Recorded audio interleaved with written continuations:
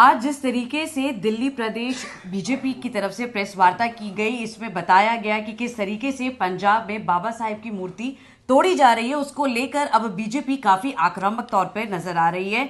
हमारे साथ ज्यादा बातचीत करने के लिए वीरेंद्र सचदेवा जी हैं। वीरेंद्र जी, जिस तरीके से पंजाब में ये पूरा प्रकरण हुआ है, उस पर आप क्या कहना चाहेंगे? देखिए, शर्मनाक है।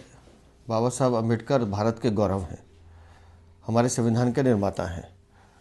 और कल जब हम पूरा भारत अपना 76वां गणतंत्र मना रहा था, उस समय पंजाब सरकार की नाक के नीचे कोतवाली थाने के सामने अमृतसर में 30-35 फुट ऊंची प्रतिमा बाबा साहब की, उस पर व्यक्ति एक सीढ़ी लगा के चढ़ता है। सीढ़ी लगाते किसी ने नहीं देखा, हथौड़ा ले जाते किसी ने नहीं देखा, और वो फिर प्रहार करता है, बाबा साहब की मूर्ति को तोड़ता है। लेकिन पूरा का पूरा आम आदमी पार्टी का, अरविंद केजरीवाल की सरकार, उनका प्रशासन, उनकी पुलिस हाथ बांध के खड़ी रहती है, गूंगी बनी रहती है। तो इसका मतलब सीधा सा संदेश है कि बाबा साहब की इस प्रतिमा पर जो हमला करवाया गया वो अरविंद केजरीवाल की सहमति से हुआ है।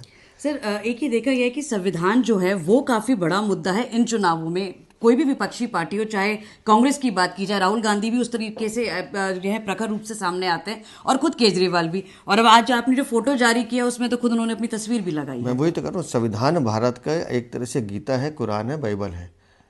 लेकिन अरविंद केजरीवाल अपने आप को संविधान का निर्माता समझते हैं और बाबा साहब की जगह अपनी फोटो लगाते हैं। तो आप समझ लीजिए वो संविधान को कहाँ रखते हैं। उनके लिए, संविधान के लिए उनके मन में कितनी श्रद्धा है, वो ये कृत्य दिखाता है। तो अरविंद केजरीवाल क्योंकि खुद अनार्किस्ट हैं, अलगाववादी ताकतों से मिले हुए हैं, उनका इस तरह से व्यवहार करना ये दिखाता है कि उनको देश के संविधान की, देश के भविष्य की किसी की कोई चिंता नहीं है, वो सिर्फ अपने स्वयं के लिए जीते हैं। सर, तो कांग्रेस की तरफ से क्यों नहीं कोई बयानबाजी आ रही है? कांग्रेस क्यों इतनी शांत है इस मुद्दे पर, जो लगातार संविधान के लिए बात? सवाल ठीक है, लेकिन आपको कांग्रेस से पूछना चाहिए।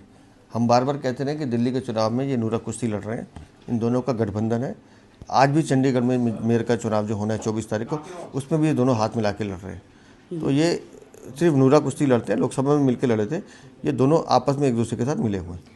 तो ये थे हमारे साथ वीरेंद्र सचदेवा। सीधे तौर पर आम आदमी पार्टी और कांग्रेस के बीच ये कह रहे हैं कि इनके बीच में ये एक ही टीम से खेलते हैं और एक ही सिक्के के दो पहलू हैं। ऐसे ही कुछ और इंटरव्यूज के लिए आप देखते रहिए इन खबर दिल्ली। मैं मोनिका सिंह ऐसी रिपोर्ट्स लेकर आती रहूंगी।